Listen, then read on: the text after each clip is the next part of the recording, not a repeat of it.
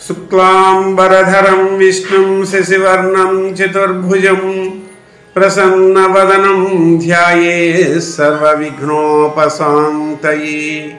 या कुन्देन्दुतुषारहारधवला या शुभ्रवस्त्रान्विता या वीणावरदण्डमण्डितकरा या श्वेतपद्मासना या ब्रह्माच्युतशङ्कर प्रभृतिभिर्देवैः सदा पूजिता सा मां पातु सरस्वती भगवती निःशेषजाड्यापः। श्री महागणाधिपतये नमः। श्री सरस्वत्यै नमः। श्रीदेव्यै नमः। श्रीमात्रे नमः। सौंदर्यलहरी 27వ శ్లోకము। శ్రీదేవిని సర్వత్రా ధ్యానము చేయుట, శ్రీదేవిని మనము మనస్సును నిలుపుకొని మనని సమస్తము శ్రీదేవికి అర్పణము చేయుట ఈ శ్లోకములోని సారాంశం। శంకర భగవత్పాదులు ఈ శ్లోకములో ప్రతి ఒక్కరూ తమను భగవదర్పణము చేసుకునమని తెలుపుచున్నారు। ఇది సాధారణ భక్తులకు సాధ్యము కాని అంశము। పీఠాధిపతులు, యోగీశ్వరులు, జీవన్ముక్తులు, సర్వ సంఘ పరిత్యాగులు ఇటువంటి వారు మాత్రమే అమ్మని ఆ విధముగా సమయాచారులు అంటారు వీరిని। వారు సాదా అనే విధానములో సాదా అనే అమ్మవారిని ఆ విధముగా తమను తాము సమస్తము అర్పణము చేసుకొని అన్ని వేళలా భక్తి మార్గములో అమ్మను పూజిస్తూ ధ్యానిస్తూ తమను తాము సమర్పించుకుంటూ ఉంటారు। అట్టి వారిని శంకర భగవత్పాదుల వారు ఇక్కడ స్మరిస్తున్నారు। ఈ విషయం మనకి ఎందుకు చెబుతున్నారు అంటే మనము కూడా నేను, నాది, మన అనేటటువంటి భావాన్ని విడిచిపెట్టి మన మనస్సును స్వాధీనములో ఉంచుకొని దానిని భగవదర్పణము వైపు కనుక మనం మరచినట్లయితే అమ్మవారి యొక్క సాక్షాత్కారము, అమ్మవారి యొక్క ఆశీస్సులు మనకు ఉంటాయి అని తెలుపుతూ ఉన్నారు। శ్లోకం నేర్చుకుందామండి ఇప్పుడు। జపో జల్పశిల్పం సకలమపి ముద్రా విరచన గతి ప్రాదక్షిణ్య క్రమణమసనాద్యాహుతి విధి ప్రణామ సంవేశ సుఖమఖిలమాత్మార్పణ దృశా సపర్యాపర్యాయస్తవ భవతు యన్మే విలసితం। జపో జల్పశిల్పం సకలమపి ముద్రా విరచన గతి ప్రాదక్షిణ్య క్రమణమసనాద్యాహుతి విధి ప్రణామ సంవేశ సుఖమఖిలమాత్మార్పణ దృశా సపర్యాపర్యాయస్తవ భవతు యన్మే విలసితం। నేర్చుకునే వారి కోసం ఒక్కసారి విడదీసి చదువు। జపః జల్పః శిల్పం సకలమపి ముద్రా విరచన గతి ప్రాదక్షిణ్య క్రమణం అసనాద్యాహుతి విధి ప్రణామః సంవేశః సుఖమఖిలం ఆత్మార్పణ దృశా సపర్యాపర్యాయస్తవ భవతు యన్మే విలసితం।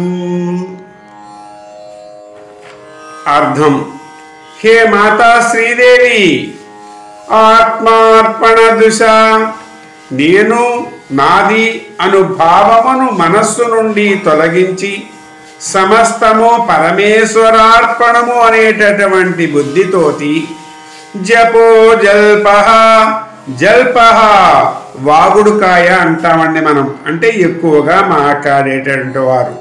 జపః వారి నోటి నుండి వచ్చే ప్రతి వాక్యము కూడా జపము అంటే ఎటువంటి జపము అనే దాన్ని గాయత్రి మంత్రం దగ్గర మనం ఉదయం కూడా చేసే సంధ్యావందనం దగ్గర ఉపయోగిస్తామండి। ఉదయము, మధ్యాహ్నము, సాయంత్రము అనేది 3 పూటలు కూడా సంధ్యావందనం చేయటాన్ని జపము చేయుట అని అంటారు। జపము అంటే మంత్రాన్ని అనేక పర్యాయములు ఉచ్చరించుట। ఉదాహరణకు గాయత్రి మంత్రములో 24 బీజాక్షరాలు ఉన్నాయి। వాటితోటి 3 పూటల సంధ్యావందనం చేస్తాము. అలాగే లలిత అమ్మవారికి 9 అక్షరాలతో బీజాక్షరములు ఉన్నాయట. నవ సంఖ్యతోటి ముద్రలు ఉన్నాయి. సంక్షోభ ముద్ర, ద్రావణ ముద్ర, ఆకర్షణ ముద్ర, వశ్య ముద్ర, ఉన్మాద ముద్ర, మహాంకుశ ముద్ర, కేచరీ ముద్ర, యోని ముద్ర, త్రికండ ముద్ర అని చెప్పేసని మరి 9 ముద్రలు అమ్మవారికి ఉన్నాయి అని చెప్పి శాస్త్రాలు చెబుతున్నాయి. మనందరికీ తెలుసున్నది, మన అందరు గురువులు మనకు చెప్పేది ఓం ఐం హ్రీం శ్రీం అనేటటువంటి శ్రీమాతే నమః అని కూడా మనం చెప్పుకుంటూ ఉంటాము. అమ్మవారికి పంచదశాక్షరీ మంత్రిని అమ్మవారు 15 అక్షరాలు బీజాక్షరాలు ఉన్నాయి. అందులో 4 అక్షరాలు ఒక భాగము, 5 అక్షరాలు ఒక భాగము, 6 అక్షరాలు ఒక భాగము. ఈ 4, 5, 6 సంఖ్యలు కలిపితే 15 అక్షరాలు అవుతాయి.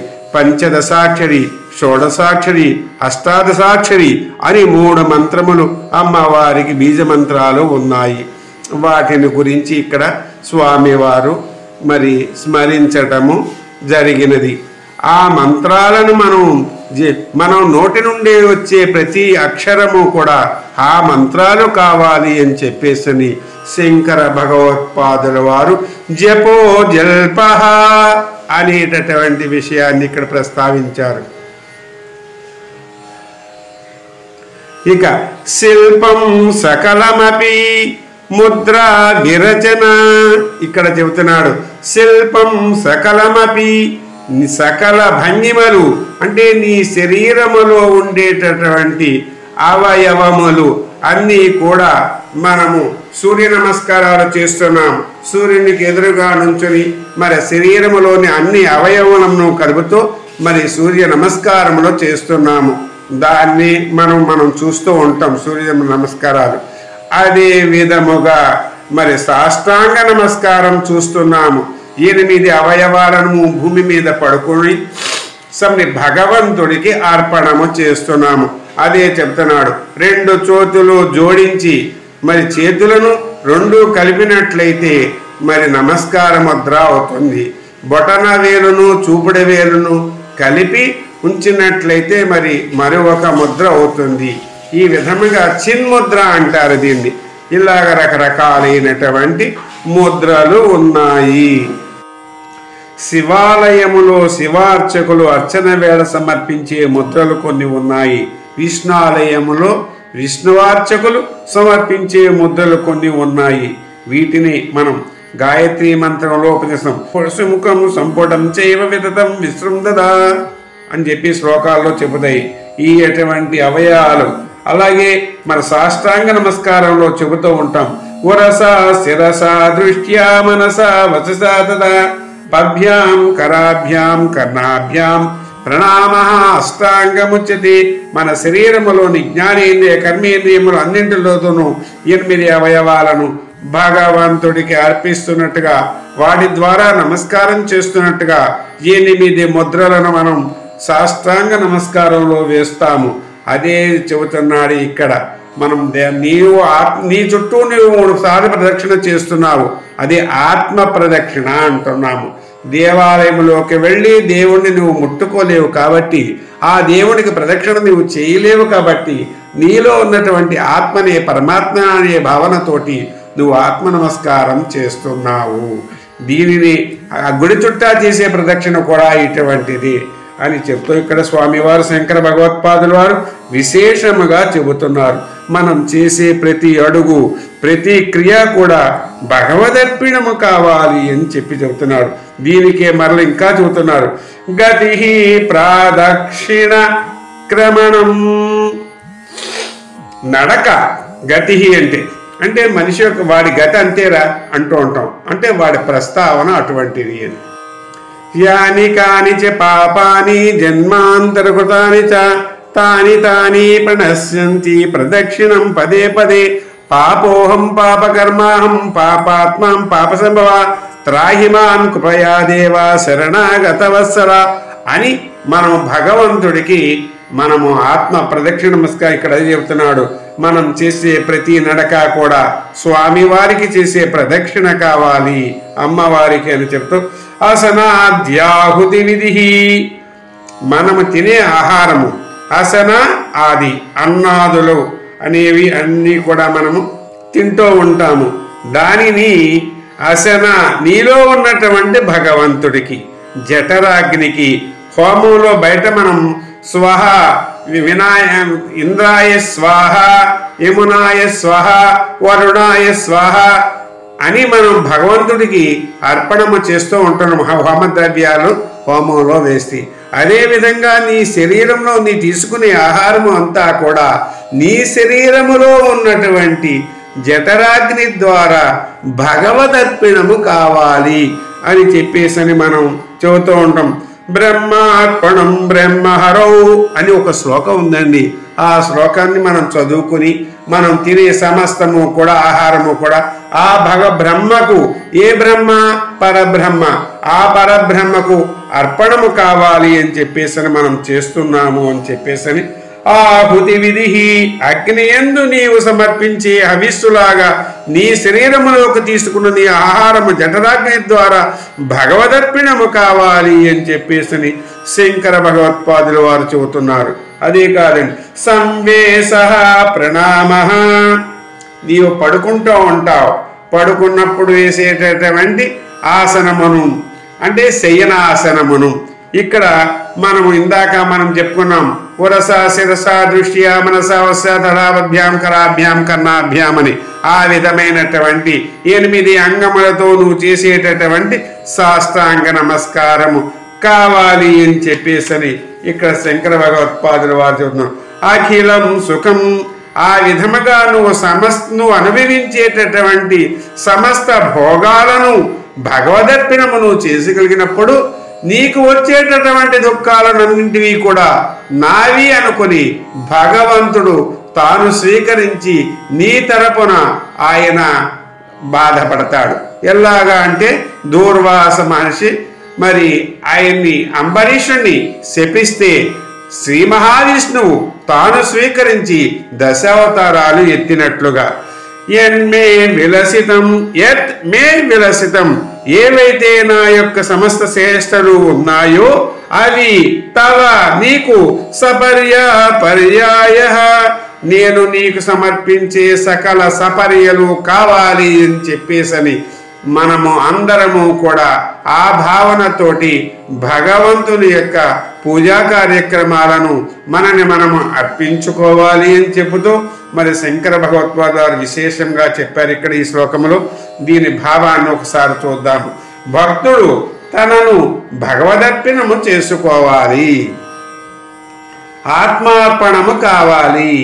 నోటి నుండి వచ్చే మాటలు మంత్ర జపాలు కాగా, చేతులు చేసే భంగిమలు నీ పూజాముద్రలు కాగా, సర్వాంతర్యామి అయిన భగవంతుడికి నీవు తిరిగే నడక అంతా కూడా ఆత్మప్రదక్షిణ కాగా, నీవు భుజించే ఆహారము స్వామివారికి సమర్పించిన హోమద్రవ్యము కాగా, నీవు నిద్రించడానికి ఉపకరించేటువంటి శయనాసనం అంతా కూడా సాష్టాంగ నమస్కారము కాక, భగవంతుడు తీసే కునుకుపాటుట సమాధి స్థితి కావాలట.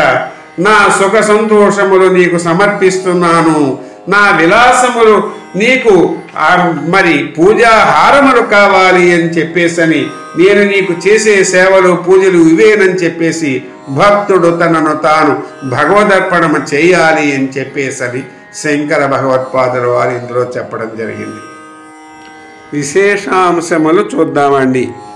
మన అందరిలోనూ కూడా అరిషట్టులు ఉంటాయి. కామ క్రోధ లోభ మోహ మదమాశ్చర్యములు అని ఈ 6 లక్షణాలు సత్వ రజస్తమో గుణములు అనేటటువంటి 3 గుణాలలో మనలో వ్యాపించి ఉంటాయి. మనకే కాదండి, ఇవి భగవంతుడు కూడా ఉంటాయి. కాబట్టి ఈ స్వభావాలు ముందు మనిషిలోంచి పోవాలి.